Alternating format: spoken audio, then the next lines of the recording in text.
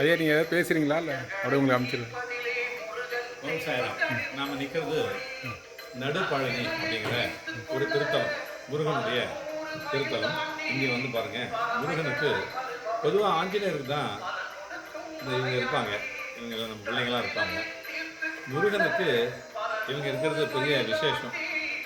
இங்கே அங்கே பாருங்கள், அவர் என்ன பண்ணுறாரு பாருங்கள், அவர் கையை பிடிச்சி துவாரகா பாருங்க, கையை பிடிச்சி அவர் நல்லா பாருங்கள் அவர் விளையாடுறாரு. ஸ்ரீ மரகத தண்டாயுதபாணி திருக்கோயில் அப்படின்னு பேர். நாங்கள் தரிசனம் பண்ணிட்டு வந்திருக்கோம். நம்மளாம் இப்படி தான் இருந்தோம், நம்மளாம் ஆரம்பத்தில் இப்படி தான் இருந்தோம். நல்லா வளர்ந்துட்டோம். வளர்ந்த பிறகு கூட இந்த மாதிரி ஆடக்கூடாது இல்லையா? அதுதான் இங்கே தத்துவம். இவங்க நம்மளோட சிறப்பு. இவங்கள்ட்ட பொய்யே கிடையாது, இவங்கள்ட்ட புத்தலாட்டம் கிடையாது, இவங்கள்ட்ட யாரையும் ஏமாத்துற வேலை கிடையாது. பாருங்கள், இவங்க இயற்கையாக இருக்கிறாங்க, கடவுள்கிட்ட இருக்காங்க, சன்னிதானத்தில் இருக்காங்க.